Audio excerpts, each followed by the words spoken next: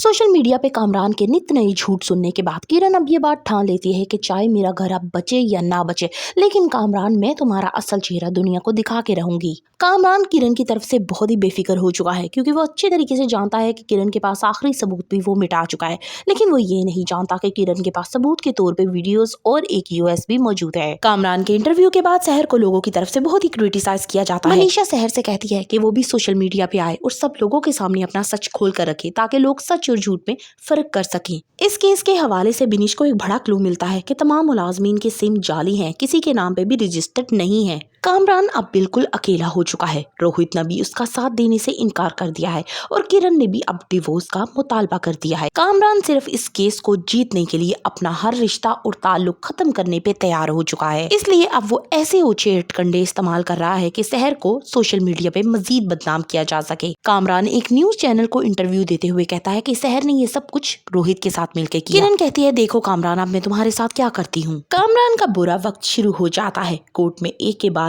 एक मोहरा गिरने के बाद उसकी बदकिस्मती के किरण के हाथ वो हार्ड ड्राइव लग जाती है और उससे सारा सच मालूम हो जाता है। कामरान ये बात तो अच्छी तरीके से जानता है कि शायद वो ये केस तो जीत जाए, लेकिन वो अब अपना घर किसी सूरत नहीं बचा सकता और ना ही अपने बेहतरीन दोस्त को, क्योंकि जाते जाते रोहित वो कारोबार में से अपना तमाम शेयर्स भी ले जाता है। यूं कारोबार में वो बिल्कुल अकेला हो जाता है और घर में उसका अब कोई भी साथी नहीं। कहानी में इंटरेस्टिंग मोड़ तब आएगा जब शहर हर तरफ से मायूस हो चुकी होगी। तभी किरण आएगी और कोर्ट में उस हार्ड ड्राइव की कॉपी दिखाएगी और सबको तब मालूम होगा कि किस तरह से कामरान ने धोखा देकर शहर को जानबूझकर घर बुलाया था। तब कोई भी मुलाजिम घर पे मौजूद नहीं था। किरण कोर्ट में बताएगी कि कामरान एक बहुत ही झूठा इंसान है। उसने पैसे देकर घर के मुलाजिमों को खरीद लिया था। न सिर्फ उन्हें बल्कि बुखारी साहब को भी उसने मुंह मांगे पैसे दिए थे ताकि वो उसके केस को जीत सके।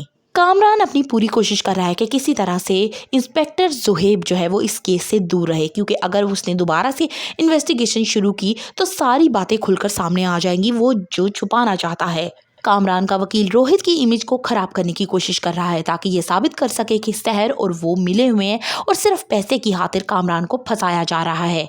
क्या किरण कोर्ट में आकर ये गवाही देगी कि शहर का असल मुजरिम कामरान ही है? For the further reviews of case number 9 kindly subscribe my channel and like the video.